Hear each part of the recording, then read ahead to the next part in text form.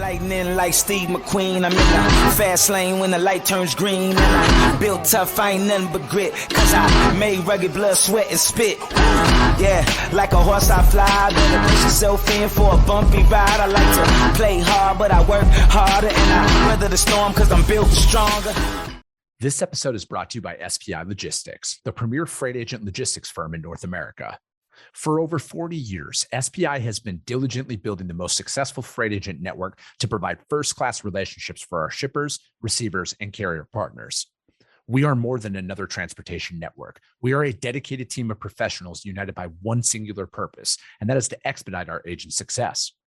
All of our agents are set up for success on day one, as they are provided with a full suite of support staff that is ready to assist them with everything from after-hours emergencies to financial and administrative needs on a no-fee basis. This way, you can focus on continuing to grow your business. There is no financial risk to start, and you have the ability to earn up to 75% in commissions. If you are looking to take control of your financial future and build your business with the backing of one of the most successful logistics firms in North America, visit www.spi3pl.com to learn more. Do me a favor and let them know that the Freight Coach sent you.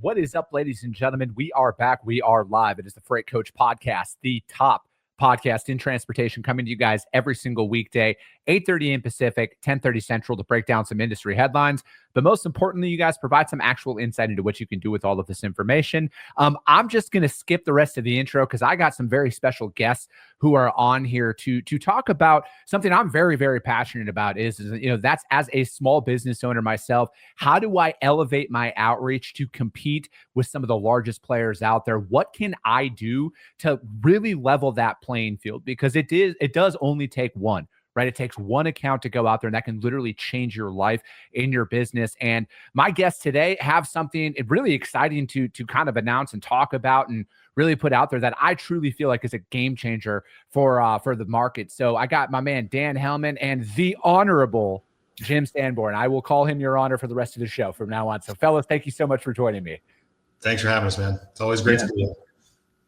No, anytime Dan wants to jump on the show, I'm always happy to have him on. And then especially when he had mentioned what you guys are doing now with you guys at E2 Open there, Jim, I'm just like, yeah, we got to talk about this because, I'm like, 95% of this industry is small business essentially, right? And you get to the finish line, and I talk about this from a business development standpoint all the time, is you got to go after the customers that you can actually service based on your current capabilities. And if you're bootstrapping your business, you might get to the finish line and they're like, hey, yeah, we love you. We want to set you up, but this is what it costs just to get set up to move our freight because of tech and everything else. So I'm just going to kind of sit back and let Dan, if you want to kind of like run in with this here on what you guys are doing from this standpoint. Yeah. So I'll first kind of set the stage of what is the technology, all that. So actually, Jim, I'm going to kick it to you. If you want to touch base, just kind of set the stage on what the API pricing is, E2, how your shippers are using it, the advantages, and then I'll jump into the basically what we've worked on together to help those small and mid-sized brokers. Yeah, I'll tell a little bit of a story. First of all, Chris, I agree with you. If Dan tells you to do something, it's a good business strategy to do that. Just do what Dan says. So about, I'm going to say 4 years ago, E2 Open developed an API that allowed any carrier really to connect into our system and provide pricing to a shipper, which is cool. We did that. The missing piece of that was, how do you calculate that price? Right. And that's really where we were able to partner with Dan over at Tabi and be able to, I like to say, democratize the freight, right? You don't have to have a huge development department to build a giant pricing engine to be able to calculate a price on any lane at any time. They've figured that out for you. So it's been a really good partnership. I've got a TMS with shippers in it. I've got a connection to that TMS. Dan's got a solution on his side that allows really a carrier of any size, an agent, a broker, to be able to tap into that technology, which gets back to where you started, which is you only need that one customer, right? I might be a small business with a few trucks or a brokerage with a few customers, and if I can land one, I need to be able to service them, and that's really where they come in. Yeah, and it's really knowing the intricacies of their operation as well. And I think like if a lot of individuals, when you're going out there and you're building your book of business, they might have never heard of API pricing or EDI or anything because they're like, man, I'm just trying to find some freight to move. And then if you're you're good enough sales rep, which most people are, right? You get on the phone, you talk to the right people, and then you get to that finish line, and then you're looking at the price of some of these things, and you're like, that's more like. That might be more than what I actually pay myself in a salary, So it's like the dollars and cents of things. So Dan, when you guys are out there working on like with how did you guys see that shift and really like want to bring this down on like the singular level like that? Yeah, I mean, so back when I was in the brokerage side of the business, we started in API pricing, had a lot of success, and we're starting to see the shift where some shippers are starting to require it. They don't even give you an option. There's one shipper in particular. I'm not going to name names. So don't get cold called right and left by every person listening. But they now essentially are requiring it. They're going to take the first 5 rates they get, and it's closed. The spot load's not going to stay open for hours on end. So you have to quote via API because it takes 2 seconds, and a human just can't compete. If you're using a bot, it can't compete. You have to use API. And we're starting to see a lot more of that traction go on across the board, whether it's on their spot board or it's that real-time dynamic pricing where the shipper actually pulls rates out of your system. And so historically, it's been kind of only allowed for the large brokers to access this because it's been expensive. Yeah. Working with Jim, we saw a gap in the industry, or a gap to there's a missing piece of how do we enable agents, one-man shows, 5-man operations, how we enable those mid-sized brokerages that maybe just have one shipper that's requiring it, and they can't afford to buy the whole API package, but that shipper's about to kick them out. And so our teams work together. How do we structure this? How do we structure it differently to bring more shippers to more brokers to those shippers there? And so that's what the program worked out. That's what we're really excited to announce and release. And essentially how it works is now Tabi Connect users can, instead of buying the entire API package through E2Open, can buy a single shipper connection. So it's affordable to an agent. It's affordable to a $10 million brokerage, a $15 million brokerage, whatever size it is. Or even really the really big boys that may just have to start with one, to test it out, and before growing from there. So it's much more affordable. And the way we built Tabi is that we can roll it out to the individual operators. You don't need a tech team. You can do it yourself. And so we can go quickly with it. So how do you roll that out to the individual operator? They're like, how would that look?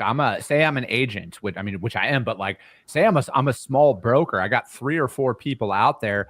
I don't even know what API stands for, right? But I have this customer telling me this is what this looks like. How does that start from like, what's step one?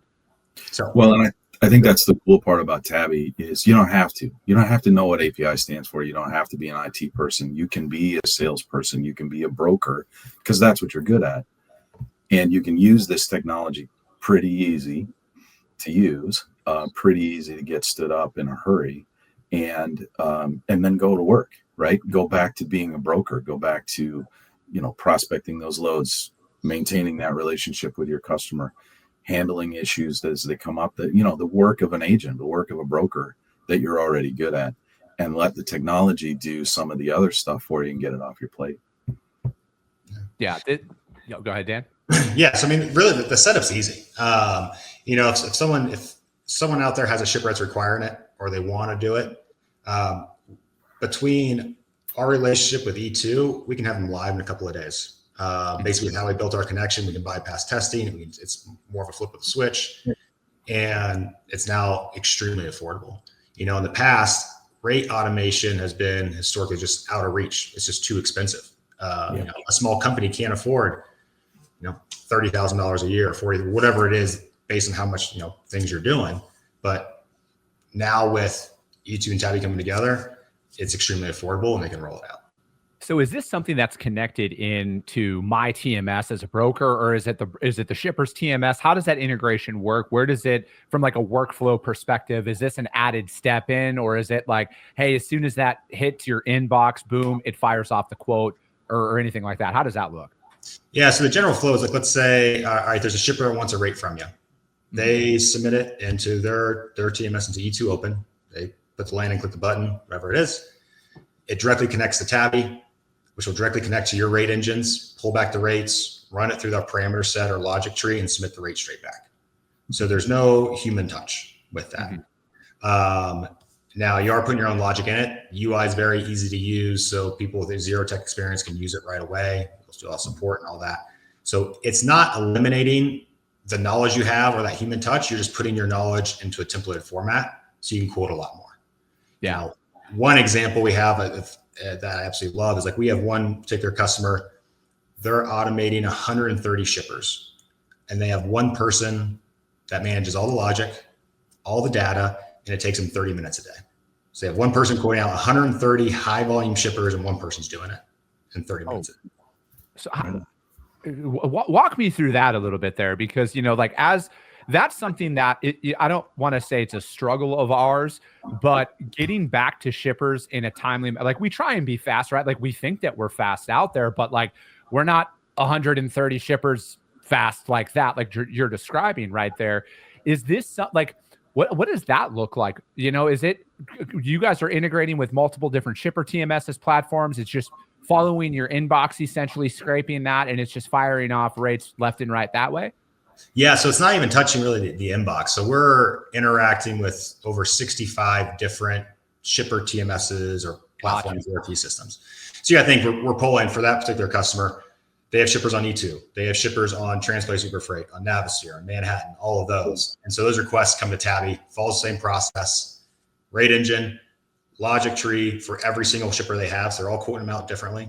So they're all taking their own knowledge they have, all that just from working with them and submitting the rates back. Okay.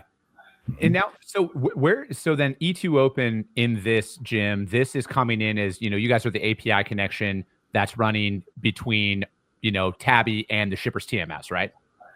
Correct. So E2 Open is the shipper's TMS, and Gotcha. we've got 225-ish shippers that are using that platform.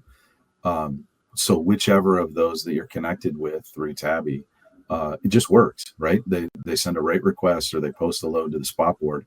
Tabi picks that up, and it does two things. It determines, first of all, should you bid, because like you mentioned, not every piece of freight that's out there is a good fit for what your business is. Correct. And then either places a bid or lets you know that it didn't bid, and here's why. And I love that for small business, because you can have the confidence, right, that it did its job. Something came in, it took a look at it, it either placed the bid automatically or it lets you know I didn't bid. It might be some gnarly 5-stop, nightmare of a shipment that you maybe don't want the technology to take care of. You want a person to look at that and say, okay, I'm going to use my tribal knowledge, and I'm going to say, I've got to calculate in stop charges, and I've got to figure out the timing and the delays that I'm going to see on site, and all of that. That makes you good at your job. Let Tabi do the easy ones, the easy one pick, one drop. It's a lane you run all the time. You've got good pricing on it. Let it go ahead and do those kind of things, and let a person take a look at those gnarly ones. Yeah. So there's definitely freight you should automate 100%. Like there's stuff you can hand on, there's messy stuff. Like you shouldn't automate everything. Yeah, because I mean, just here's a prime example for my book of business right now, right? Like I have a customer who it's like a 50-50 split. It's either a 26-foot box truck or it's a 1-pick 3-drop 53-foot drive-in, right? So it's like what you guys are describing here is this delineates the difference between the quote that's coming in where it's like, hey, boom, this is outside of your realm. Humans should go in and look at this one, as opposed to, the 1-pick 1-drop, the set it. I don't ever want to call anything set it and forget it, but that's essentially what that is, right? The Atlanta to Chicago's that are always 20,000 pounds, always 1-pick 1-drop. That is where the real bread and butter of this tool is going to come in. And then if it's like full truckload, boom, this is an LTL, boom, it'll flag the sales rep go in there and look at this, make sure the dimensions are legit before it goes and spits out a rate. Is that what I'm understanding? Yeah. So there's like two folds, like two levels. So one, you're going to be able to quote a lot more, essentially. Yeah. So with our partnership, we have access to some data to where we can see, all right, you give us permission, we can go in and see how many spot quotes you've had available in the last 12 months, how many respond to, win-loss percentages, the shippers are, all of that.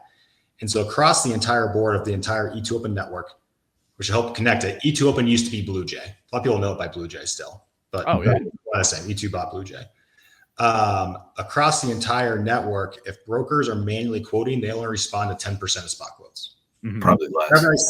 Whenever I say that, people get really angry and say it's not true, all that, but Totally true. It's the way it is. Our customers on average respond to 78%. Yeah. And so that missing 22% is not lost. It was they put logic in place. It's the freight they didn't want to touch. They want to manually do any of that.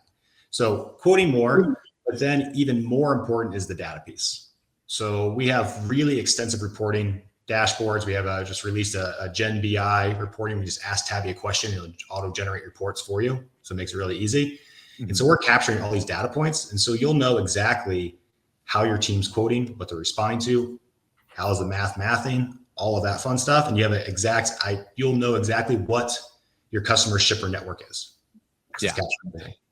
Yeah. And I like to advise, brokers that we work with, the loads that you don't win are probably more important from a data perspective than the ones you do. Obviously, you need to win the loads and run your business. But in order to be more successful in the future, you need to see those trends. I've bid on this lane 17 times and I never win. Maybe I need to make an adjustment to the pricing strategy, or maybe I need to talk to my customer about, why are you posting these loads and why am I not winning? Those kind of questions. And if you're not capturing that data on a daily basis, you're not going to see those trends. You're not going to get those insights to help you grow. And that's really where it helps. Yeah. I mean, from my perspective, that's something that we ask for all the time from a feedback loop, right? Like, I want to know, how are my rates stacking up? Because again, if this is Atlanta, Georgia to Minneapolis or Chicago, and there's an asset player that's on that lane, my rates are going to be ridiculously high compared to that asset player that just needs, they're repositioning their fleet back to wherever it is, right? And I always look at it as, how am I allocating my time as a small business? How am I allocating my time? What I want to bid on the right freight. And, these people who are sitting here saying oh, all freight's good freight, you're lying to yourself. I want to bid on the freight that I know that we're going to be competitive on, that we can really fit in, because some of these larger shippers or even mid-sized shippers that are out there, they want you on 1 to 2 lanes because they have their established network that is out there. And then from a workflow perspective, I don't want to get caught up in bidding, which is great if we're not winning anything, because the more time that I spend on bidding on freight that I'm not going to win for everything that we just described, that's costing me time from developing new business. This is the realities of a startup, you guys. Unlike what you see on social media, I actually bid on freight. I prospect freight. I do this every single day. That is a major, I don't even know if gum up's the right word to use, but in our day to day it's great when we're bidding on freight, but if we're not competitive on the prices, that's taking time away from us developing new business. Yeah. And I think some of the insights you get from that data can help you with that, right? First of all, you can let the Tabi do some of that work. So it's not eating your time bidding on freight that you may or may not win. It's always a gamble, but you want to go after the freight that you're good at, the freight that you have a good chance to win. The other thing it can point out is, maybe I'm not competitive on that lane. Maybe I needed to find some new carriers on that lane so that I can be more competitive, right? And it can help you with those kind of insights as well. Or the flip side of that, I'm winning this lane all the time. How am I going to be able to service this unless I go out and find some more capacity? Yeah, 100%. And you're spot on, Chris. There's places for it. There's certain customers you should. There's certain customers you shouldn't. And so it's finding those right ones. We help guide that. Earlier this week, our CEO just recorded a podcast with one of our customers. It's going to get released here in a week or two. They're a large enterprise account. They're doing about $4 billion in revenue a year. And in 2024, Tabi won them $100 million in freight without a single person touching the quoting. Oh, wow. That's it? You got to love freight that you just happens while you're asleep or while you're at lunch or whatever. You come back from lunch and you go, oh, I won 3 more loads. Yeah. Well, in their case, probably 50 more loads at that volume. But you gotta love that. And that's the beauty with it. Is all right, they're a $4 billion company. They're big. They have lots of people. They have, great analysts, all those fun stuff. But now with what E2 and Tabi have worked out together, a one-man show can now have access to that. Yes. Will one man show win $100 million of freight? No, it's not going to happen just because you don't have the customer base, just because it's not there. But there's probably one or two shippers that would work really well. Yeah.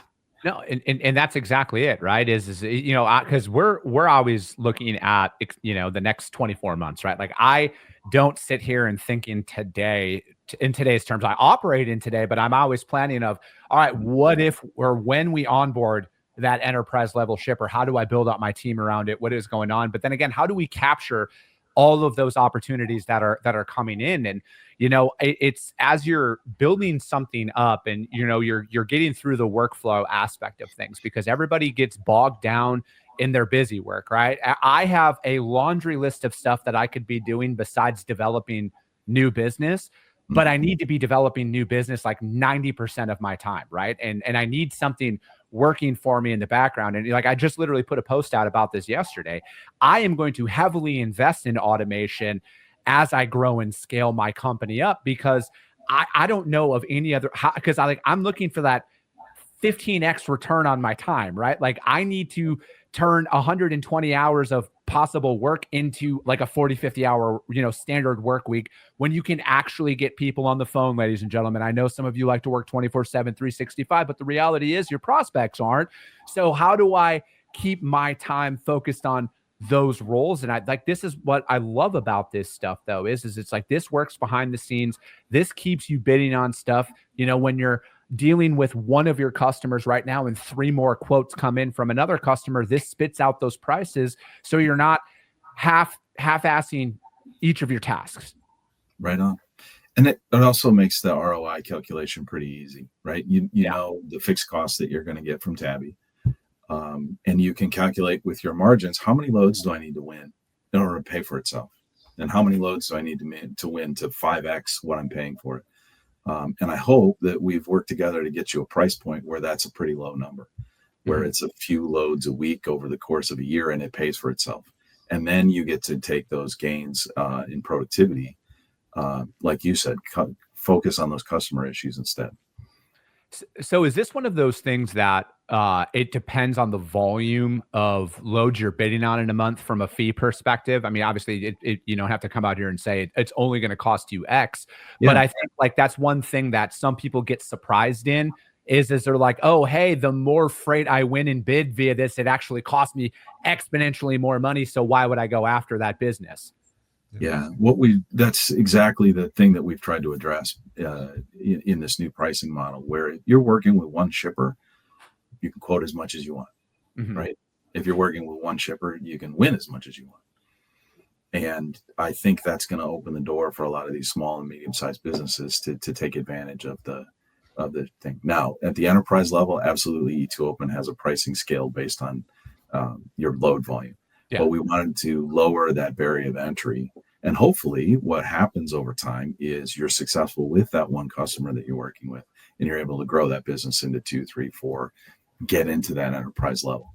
But, being partnered with Dan and Tabi over the last couple of years, we've really recognized the fact that we kind of had a high bar for some companies that were interested, could probably have made use of the technology, but the cost to get in was just too high. So, hopefully we've lowered that bar, and I think it opens the door for agents. And I got to tell you, one of the funniest things working with Dan over the years, I didn't realize that freight agents were still a thing, Chris.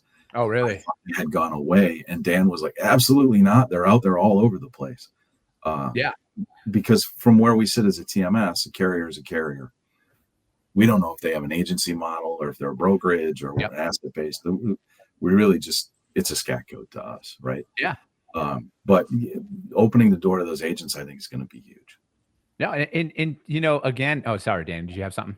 Oh yeah, not to say, echoing what Jim is. So at least on the Tabi side, it's a flat monthly cost. So it doesn't matter if you're doing one quote or 100,000 quotes. It's a flat monthly cost. We used to do transactional a few years back. Yeah. And it confused people. You didn't know what your bill was going to be. And honestly, you don't really have control totally. Like if a shipper's pulling right out of our system, like it's hitting you, but maybe you don't want to quote it, which we have stops so you don't respond to those. but it's still a transaction. So we just eliminate it and just a flat monthly cost. So you know exactly what the bill is going to be every single month. And it's easier to do the ROI. Like, all right, will I win an extra 2 loads this month? Then it more than pays for itself. Yeah, I feel like because this is a very real conversation in every single business is do we invest in people or technology at that point, right? And if you're looking at it, and I mean, because that is like I've been brokering for going on 15 years essentially at this point, and I'm like I'm better than that. I have all this tribal knowledge in my head. Why would I invest in more technology where I'm losing money as a business at this point, right? So it is really balancing that out as you grow and scale. And I mean, I talk about this often. I want to invest in all the right technology because, again, this is number 88 that I've said this. Chris Jolly will never have cap commissions for his sales reps inside of his freight brokerage, just throwing that out there. But I want to pair my people with the tech to where it can increase their outputs. But I also need to allocate the right amount of money inside of my P&L every single month to where it's worth it. And it's like, is it better to invest in more people, or is it better to invest in more technology and have more tech and less people to run lean inside of your organization? 100%. Yeah. It's an investment. And, it will over time reduce your transaction costs. It increases load volume and not add headcounts, but it's an investment. So you have to find the right spot, and when's the right time to do it. Yeah. Yeah. Okay. The other thing that drives that, Chris, is like Dan mentioned earlier, we have shippers now that are sort of requiring this as almost table stakes to be able to be in their network at all. And, if you want to start in their spot market and hope to grow that into contract freight, you're going to have it automated in order to play in the spot market and be successful. And it doesn't do you any good to bid on 6% of what they put out there, because eventually they're going to see that and they're just going to drop you because of your response rate. Especially compared to other brokerages that are using the technology and bidding on 70+% of what's out there. They're going to want to keep those in there. Yeah, there's I think there's a desire for a lot of individuals to get that enterprise level customer, and they're great, don't get me wrong, but it's not the same. Like, not every single customer is the exact same out there. And what you realize is the larger the volume, the more and more requirements that there are, right? Like, there's people like, you got to have a 98% acceptance rate on some of these, on the RFQs. You got to be bidding on 80 to 85% of all of their spot market freight. Or like Jim said, they will just kick you out, because if you don't, there's literally 1,000 other brokers who are calling these guys at any given time, who have the capital to give them all the credit they need to operate their freight and all of this stuff. These are very real parameters out there. And again, Jim, I'm glad you brought that up, because that's another point that I talk about as you're building and scaling your operation, about prospecting the right customers. And if you don't have the capital to invest in that, I'm not saying don't go after people, but know what you're getting yourself into if you cross the finish line or sit down at that table with that prospect. And you can't have sticker shock if somebody comes to you and they're like, hey, this is a complete hypothetical example. Yeah, it's great, Chris, that you want to move our freight, but it costs at least $10,000 a month just in technology, just to bid on our stuff, essentially, right? Hypothetical example, but like, the larger the shipper, the more of a reality that there is a cost associated with that before you even move one shipment. 100%.